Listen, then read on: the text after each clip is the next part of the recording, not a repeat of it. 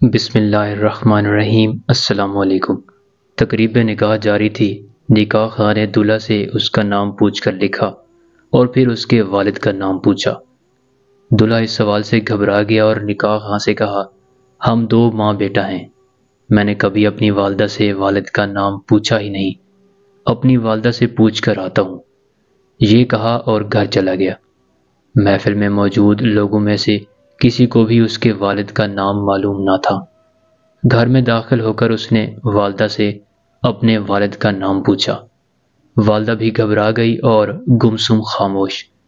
دولہا نے کئی بار اپنی والدہ سے پوچھا اور آخر کار شدید طیش میں آ گیا اور غصے میں اپنی ماں سے نہ جانے کیا کیا بکتا رہا۔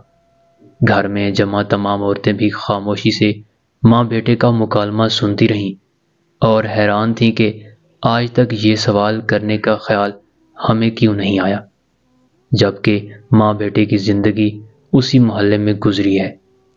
یہ چھوٹا سا تھا جب سے ہم ان دونوں کو اپنی گلی میں اسی مکان میں دیکھ رہے ہیں۔ اس عورت نے شاید اپنے بچے کو اسکول بھی اس لیے داخل نہیں کروایا کہ اس کے باپ کا نام تو جانتی نہیں۔ اچانک اس نے اپنی ماں سے کہا، اگر تو مجھے میرے باپ کا نام نہیں بتا سکتی تو اس شرمندگی کی زندگی سے بہتر ہے میں خودکشی کر لوں۔ ماں نے بھاگ کر اسے روکا اور کہا، میری بات سن لو، پھر جو بھی جی میں آئے کر لینا۔ چند عورتیں آگے بڑھیں اور نوجوان کو اپنے اقدام سے روک لیا کہ پہلے اس کی بات تو سنو۔ پورے گھر میں خاموشی طاری تھی، سبھی اس عورت کے لب ہلنے کے منتظر تھے کہ وہ بولی، پاکستان بننے کے بعد ہمارے والد، چاچا، بھائیوں اور خاندان کے تمام مرد و عورت ہجرت کر کے پاکستان کی طرف روانہ ہوئے۔ راستے میں کسی جگہ ہمارے قافلے پر ہندو بلوائیوں نے حملہ کر دیا۔ ہمارے مرد حضرات ٹوٹ کر لڑے، لیکن ان کی تعداد اور اسلحہ کی وجہ سے ہماری حفاظت نہ کر سکے اور سب شہید ہو گئے۔ لڑائی کے دوران میرے والد نے رات کے اندھیرے کا فائدہ اٹھا کر ہم عورتوں کو نکالنا چاہا، لیکن میرے علاوہ کسی کو بھی بچانے میں کامیاب نہ ہو سکے۔ میرے خاندان کی باقی عورتوں کا کیا حال ہوا میں نہیں جانتی۔ مردوں اور عورتوں میں سے کوئی زندہ بچا بھی یا نہیں، مجھے کچھ پتہ نہیں۔ وہاں سے بھاگنے کے بعد میں انتہائی خوف زدہ حالت میں دن تو چھپ کر گزار دیتی اور رات کو اللہ کا نام لے کر اس راستے پر چل پڑتی جو روانگی سے پہلے ہمارے مرد حضرات آپس میں تذکرہ کرتے رہتے تھے۔ ایک رات دوران سفر میں نے کسی جگہ پہ ایک بچے کے رونے کی آواز سنی۔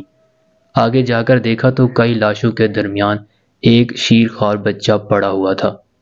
میں نے اسے اٹھا لیا، سینے سے لگایا، سفر کرتی رہی۔ آخر کار میں پاکستان پہنچ گئی۔ مہاجر کیمپوں میں کسی جگہ بھی مجھے اپنے خاندان کا کوئی فرد نظر نہ آیا اور یوں میری دنیا صرف میرے اور اس بچے تک محدود رہ گئی۔ میری عمر کم تھی اور ابھی میری شادی بھی نہ ہوئی تھی۔ اپنی باقی زندگی میں نے اس بچے کی خاطر تنہائی گزار دی اور آج وہ بچہ میرے سامنے کھڑا ہے۔